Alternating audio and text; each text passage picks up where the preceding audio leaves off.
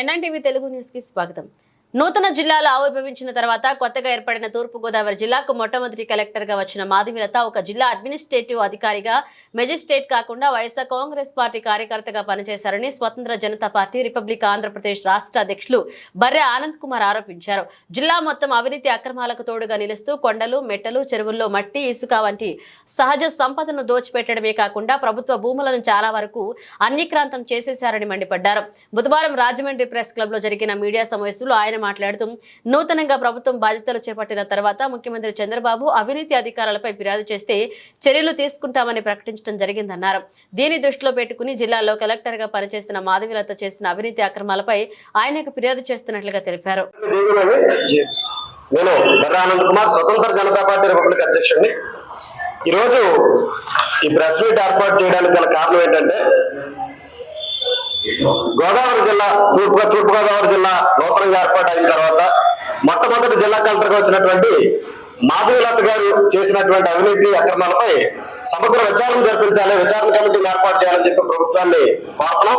దీనికి కారణం కూడా నిన్న మొన్న మన నూతన గవర్నమెంట్ గా ఏర్పడినటువంటి తెలుగుదేశం పార్టీ ప్రభుత్వం ముఖ్యమంత్రి చంద్రబాబు నాయుడు గారు ఒక స్టేట్మెంట్ ఇస్తా అవినీతి అధికారులపై చర్యలు తీసుకుంటాం, ఫిర్యాదులు ఉంటే ఇవ్వండి అని చెప్పి ఒక స్టేట్మెంట్ ఇవ్వడం జరిగింది. దానికి అనుగుణంగానే రోజు మేము చేస్తున్నాం. అయితే కలెక్టర్ గారు మారిపోయిన తర్వాత ఎందుకు ఇవ్వడం అంటే, మారిపోయిన తర్వాత కాదండి, కలెక్టర్ గారు ఇక్కడ విధుల్లో ఉన్నప్పుడే ఇదే ప్రెస్ క్లబ్ లో 2 సార్లు గతలు ఇవ్వడం జరిగింది. ఒకసారి రాజానగరం నియోజకవర్గంలో కూడా ప్రెస్ మీట్ పెట్టి చెప్పడం జరిగింది.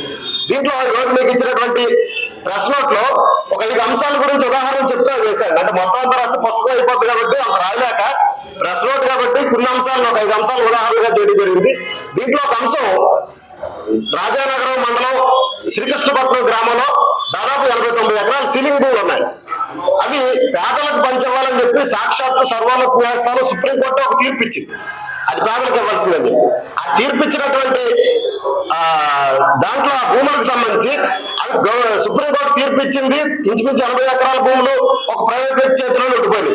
వాటిని గవర్నమెంట్ అధికారులు కేవలం బ్లాక్ లిస్ట్ లో పెట్టి, సర్వే నెంబర్లు బ్లాక్ లిస్ట్ లో పెట్టి దాని మీద ₹1,50,000 ప్రైవేట్ వ్యక్తులు అనుభవిస్తున్నారు.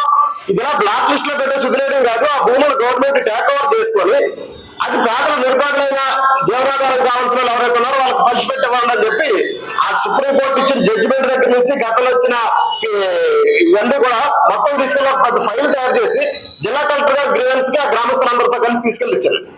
మామూలుగా గ్రీవెన్స్ కి మనం ఇచ్చినప్పుడు ఏం చేస్తారంటే దాన్ని ఇనిషియల్ ఏదో చేసి ఇలా ఆన్లైన్ చేయించుకుంటే కన్సర్న్ డిపార్ట్మెంట్ కి వెళ్తున్నాం. కానీ వెంటనే ఈ కలెక్టర్ గారు అక్కడ సీసీని పిలిపించి ఈ ఫైల్ ని నా టేబుల్ మీద పెట్టండి పర్సనల్ గానే చెప్పారు. నేనే అనుకున్నానంటే చాలా స్పీడ్ గా యాక్షన్ తీసుకుంటారు. అప్పుడు కలెక్టర్ గారు కొత్తగా రాదు, ఎంత స్పీడ్ గా యాక్షన్ తీసుకుంటారని ఆనందించాం. అది ఆన్లైన్ చేయడానికి సీసీనే దగ్గర ఆన్లైన్ చేయడానికి పంపించండి, నాతో మనిషిని పంపిస్తే ఇంకా ఎంత శ్రద్ధ తీసుకుంటారు అనుకున్నాం. లోపలికి వెళ్ళిన తర్వాత సర్వర్ డౌన్ ఉంది, ఆన్లైన్ అవడం లేట్ అవుతుందంటే 3 సార్లు పంపించారండి సీసీ గారు లోపలికి. 3 సార్లు పంపించినా మొత్తానికి అది అవలేదు. అవ్వకపోతే లాస్ట్ వెళ్ళిపోతా కూడా మళ్ళీ సీసీ ఒకసారి నా దగ్గరికి వచ్చి ఇది ఆన్లైన్ తర్వాత చేస్తాను, ముందు ఫైల్ తీసుకెళ్లి టేబుల్ మీద పెట్టండి అన్న. నేను ఆ టేబుల్ మొత్తం ఆ ఫైల్ కి సంబంధించిన 89 ఎకరాల ఫైల్ ని కరెక్ట్ గా టేబుల్ మీద పెట్టించాం. కరెక్ట్ వారం రోజులు తరగపోయేసరికి మొత్తం బ్లాక్ లిస్ట్ లో ఉన్న సర్వే నెంబర్లన్నీ ఓపెన్ అయిపోయినాయి. అంటే అమ్ముకోవడానికి వెసులుబాటు కలిగించే విధంగా మొత్తం 89 ఎకరాల భూమిని కూడా క్లియరెన్స్ చేశారు. ఇదేంటిది ఎలా చేశారని చెప్తే ఇక్కడ కలెక్టర్ గారి దగ్గర కరెక్ట్ ఏం జరగట్లేదని CCLకి వెళ్ళి డైరెక్ట్ స్పెషల్ చీఫ్ సెక్రటరీ గారికి కంప్లైంట్ పెట్టానండి. ఆయన కొంచెం సీరియస్ గా తీసుకొని మేము తీసుకొచ్చిన డాక్యుమెంట్స్ ప్రూఫ్స్ అన్నట్లు సీరియస్ గా తీసుకొని వెంటనే concern secretary, joint secretary, assistant secretary పిలిపించి దీని మీద కింద ఐటీసీఎల్ బ్లాక్ ఒకటి ఉంటుంది CCLలో, అసలు ఆన్లైన్ లో ఏముందో చూడండి అని చెప్పి పంపిస్తే కిందకి వెళ్ళి ఇంచుమించు 2 hours ఎత్తికారు వాళ్ళందరూ. అయితే దీనికి సంబంధించిన డీటెయిల్స్ అన్ని కూడా తీసేశారండి. ఇదేదో తేడా జరిగింది, దీని మీద విచారణ కమిటీ దాని మీద ఎంక్వైరీ చేస్తారు, మీరు వెళ్ళండి అని చెప్పి మమ్మల్ని పంపించారు. అది వెళ్ళిపోయిన తర్వాత 2 రోజుల్లోనే అక్కడ ఎమ్మెల్యే గారు రెవెన్యూ మినిస్టర్ని, CCL అధికారులని కలవసినట్టు పేపర్ వచ్చింది. ఆ తర్వాత యాక్షన్ తీసుకోలేదని చెప్పి మళ్ళీ 1 నెల 2 నెలలు గ్యాప్ ఇచ్చి మళ్ళీ జనాలందరూ తీసుకొని CCLకి వెళ్ళారు. ఎందుకంటే కలెక్టర్ ఆఫీస్కి వెళ్తే పెద్ద ప్రయోజనం లేదు. వెళ్ళిన తర్వాత మొత్తం సర్వే నెంబర్ పేపర్ కూడా తీసేశారు. CCLకి వెళ్ళాలని 3 సార్లు వెళ్ళాం. వెళ్ళిన తర్వాత అక్కడ CCL నుంచి జాయింట్ సెక్రటరీ ఉన్నటువంటి తేజ్ భరత్ గారిని ఇక్కడ జాయింట్ కలెక్టర్ గారు, ఇక్కడున్న జాయింట్ కలెక్టర్ గారిని తీసుకెళ్లి CCL వేయడం జరిగింది. ఆ తర్వాత నుంచి ఎలాంటి చర్యలు కూడా ఆ ల్యాండ్స్ మీద తీసుకోలేదు. ఇవి క్రమక్రమంగా భూములను ముక్కలు చేసి అమ్మేసుకుంటారని గ్రామస్తులు చెప్తున్నారు. దాంట్లో ఎంతవరకు కరెక్టో నాకు ఇంకా తెలియదు. కానీ మొత్తానికి పేదలకు వెళ్ళాల్సిన సీలింగ్ భూములు మాత్రం మొత్తం అన్యక్రాంతం అయినాయి అని మాత్రం స్పష్టంగా అవుతుంది. కలెక్టర్ గారికి లెటర్ ఇచ్చిన తర్వాత మరింత స్పీడ్ గా అన్యక్రమ రోడ్డు వేగవంతమైంది. ఇది కాకుండా కొండలు ఎక్కడైనా కొండ కనపడిందంటే ఇప్పుడు బుగ్గల నుంచి కోనవరం కొండ ఒక పెద్ద నట్టు ఒకటి ఉండేది. మీరు ఎప్పుడైనా అటు సైడ్ వెళ్తే చూస్తే దొరుకుతుంది. కేక్ అంతా పుట్టినరోజు కేక్ అంతా కోసుకున్న తర్వాత చివరిలో ముక్క మిగిలిపోతుంది చూసారా, అలాగే చిన్న ముక్క ఉందండి అంతే. మొత్తం కొండంతా వేసిపోయింది. మునగాల కొండ మొత్తం సగానికి పైగా వేసిపోయింది.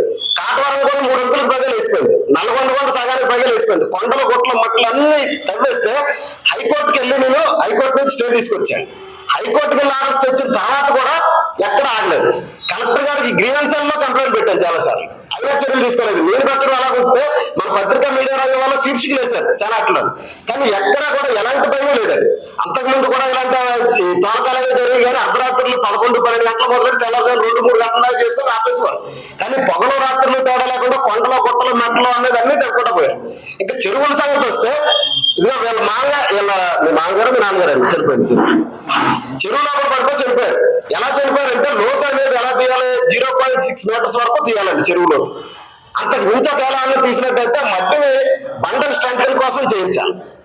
లేకపోతే బండ కనుక గండి కొట్టేస్తే మొత్తం ఊరంతా మునిగిపోయే పరిస్థితి వస్తాం. కానీ ఇక్కడ మీరు ఏ చెరువు అయినా చూడండి 30 అడుగుల నుంచి 50 అడుగుల లోతుకు తక్కువ తీస్తే ఉన్నారు. ఇతర మిషన్ లో లోపలికి వెళ్తుంటే మిషన్ అంతా మునిగిపోయారు చెరువు లోపల, అంత లోతు తీశారు.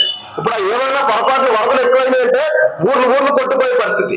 దీని మీద కూడా చాలా సార్లు కంప్లైంట్ పెట్టాను, మన ప్రెస్ మీడియా వాళ్ళు ఇచ్చారు, ఎలాంటి ఇది లేదు. ఇంకొకటి మునగాలనే ఒక గ్రామంలో సోషల్ వెల్ఫేర్ కి సంబంధించిన ల్యాండ్ అంటే ఇంకా ఎక్స్ట్రా ఒక ఎకరం ఉంటే ఎకరం కబ్జా చేయడానికి 1 year బ్యాక్ చూశాను. చూస్తే నేను ఆ గ్రామస్తులు ఆఫ్ చేశాను. ఇంకా ఎంత భూమి ఉందో అని దాని మీద సర్వే చేస్తే ఆ ఒక్క గ్రామంలోనే ఇంచుమించు 35 ఎకరాలు గవర్నమెంట్ ల్యాండ్ కబ్జా చేశారని వివరాలు చెప్పారు అక్కడ. అంటే ఒక గ్రామం మేము అది ఒకటి ఇష్యూ జరిగింది కాబట్టి అక్కడికి వెళ్తే 35 ఎకరాలు ఇంకా పైన ఉందో చెప్పారు. ఇది కాకుండా పల్లకడివెల గ్రామంలో దాదాపు 100 ఎకరాల వరకు రికార్డులు మార్చారని ఒకటి ఉంది.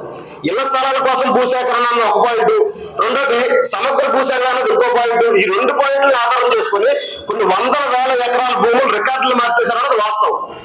దీంట్లో కూడా నన్ను ఏమన్నా కొన్ని ప్రూఫ్స్ ఇవ్వమంటే నేను కొన్ని ప్రూఫ్స్ ఇస్తాను. నేను నా వరకు ఎంక్వైరీ చేసిన దాంట్లో ఇది కాకుండా ఒకవేళ సమగ్ర విచారణ కనుక జరిపించే విచారణ కమిటీ ఏర్పాటు చేస్తే నూతన జిల్లా ఏర్పడిన నాటి నుంచి కానీ లేదా కొత్త ఈ గవర్నమెంట్ ఏర్పడిన నాటి నుంచి కానీ ఏకపక్షంగా ఈ భూములను కామన్గా నడిచింది.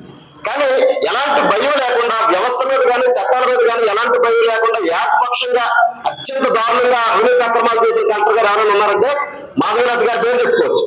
మరి గవర్నమెంట్ మారిన తర్వాత చంద్రబాబు నాయుడు గారు ఇచ్చిన స్టేట్మెంట్లు కేవలం ప్రెస్లోని పేపర్లోని టీవీలోని ఇవ్వడానికి మాత్రమే కనపడతాయా? అవి వాస్తవాల్లో కూడా వచ్చి ఈ అవినీతి అక్రమాలు ఆఫ్ చేసి అవినీతి అధికారుల మీద చర్యలు తీసుకుంటే దాకా వెళ్తా అన్నది మేము పరిశీలన చూడాలి. అది చెప్పారు కాబట్టి ఒక ప్రభుత్వానికి సంబంధించి అధినేతగా ఆయన చెప్పారు కాబట్టి మేము ఒక ఫిర్యాదు చేస్తున్నాం. నేను కేవలం ప్రెస్ మీట్ పెట్టి వదిలేయడం కాకుండా దీని మీద కలెక్టర్ ముఖ్యమంత్రి గారి కంప్లైంట్ కూడా పెడతాం. దీని మీద ఎలాంటి చర్యలు తీసుకుంటాం